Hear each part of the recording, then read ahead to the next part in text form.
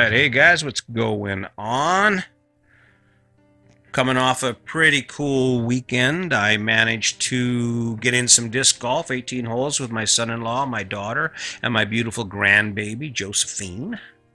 It was pretty cool. We grilled brats afterward, had a few seltzer waters, and had some wonderful conversation. Feeling pretty good about that. I'm feeling thankful.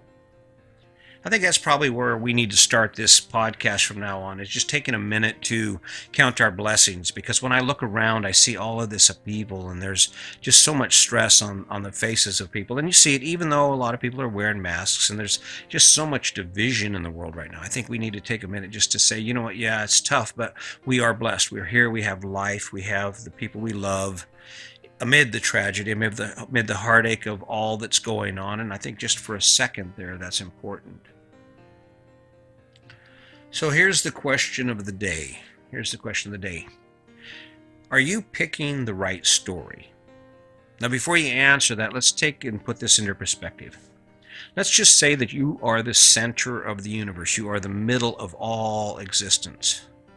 And you can scan the horizon in 360 degrees, both ways, all the way. You are the center of a sphere. And you can choose all kinds of things, and there's millions and millions of choices out there. Did you make the right choice as a whole? Are you making the right choice? And then beyond that, are you making the right choice in the individual areas of your life?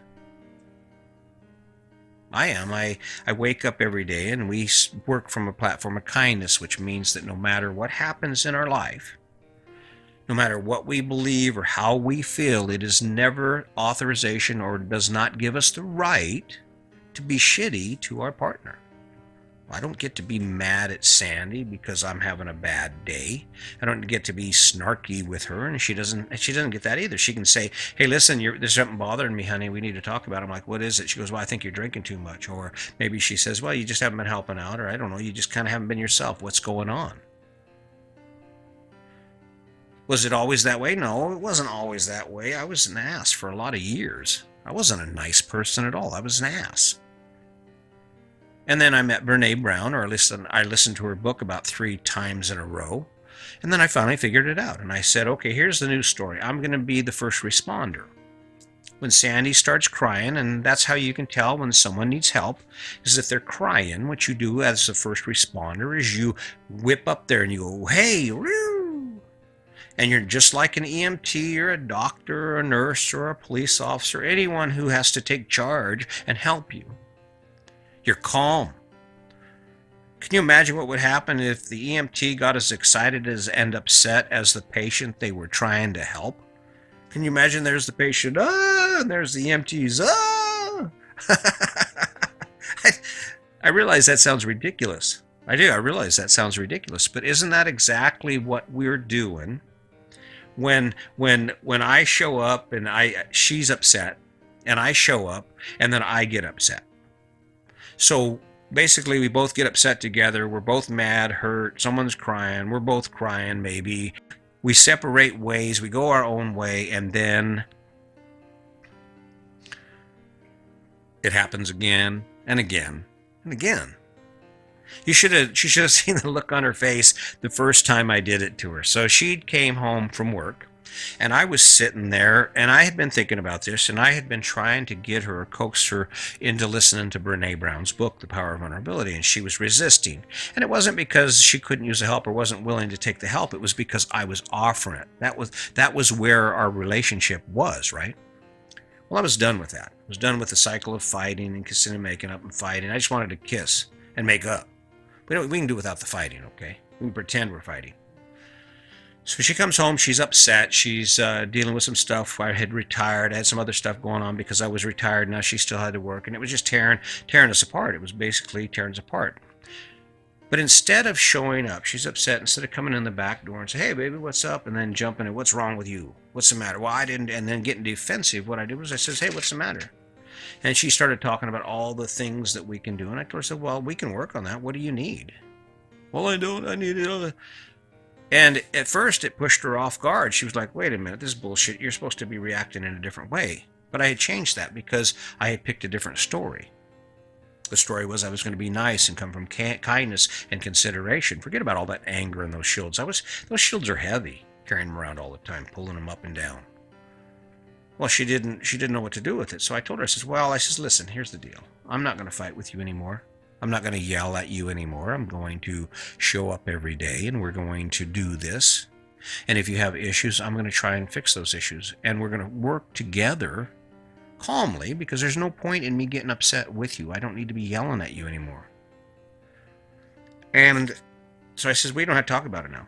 Well, when we returned to another subject, there was another issue. And again, I was right there. And she showed up and she was upset. And I said, okay, let's talk about it. I'm not going to be mean to you. I'm not going to give you that response. I'm going to listen and we're going to find a way to fix this. How can I fix it? I'm the first responder. It didn't take long, man. Didn't take long. I was hearing words from her that indicated that she was listening to Brene Brown's book.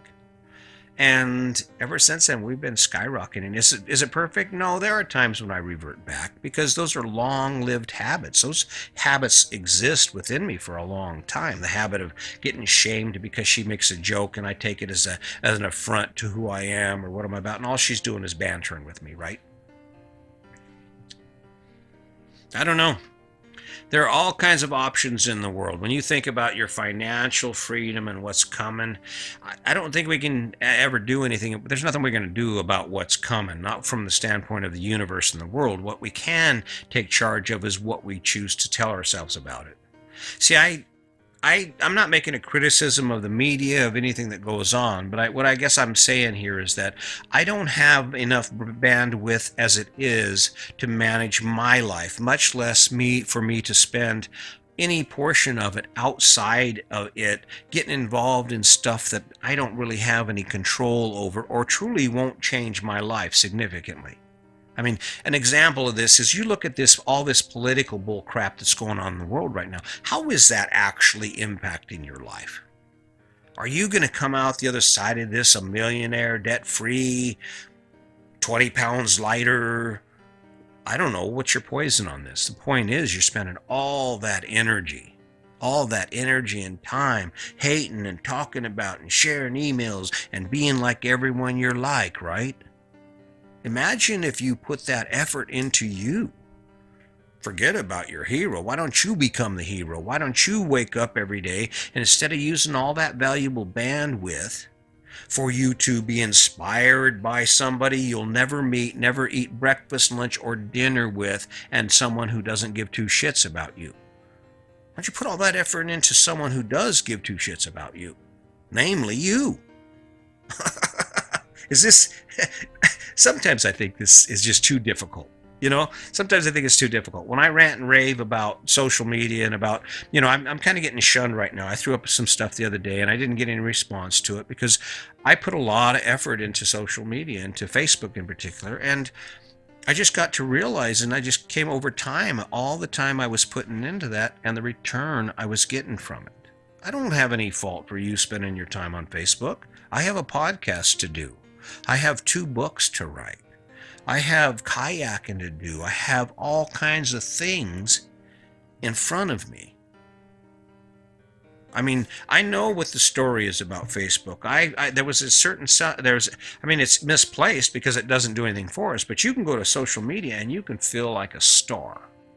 And I suppose there are people who actually parlay that into a financial success story, right? There are people in every area of the world that do that. But do I expect like this podcast to just blow up and make me a millionaire? No, I don't actually expect it. That's not why I'm doing it.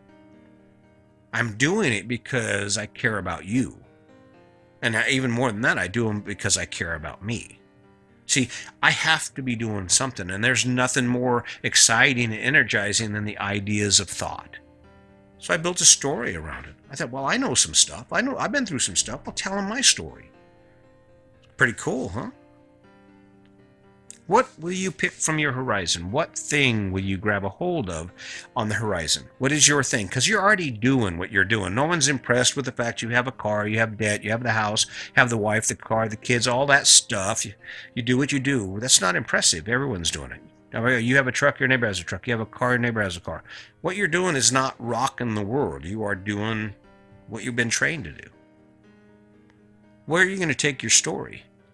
Where's your story going beyond all that crap in the backyard, the boat that you never really took out because you couldn't afford to? What's that new story that's going to make it all come back to life? Right? Come back to life. That thing you'll be energized about, like you are when you first meet that girl. You're like you on a first date. You know how energized you are when you're on a first date?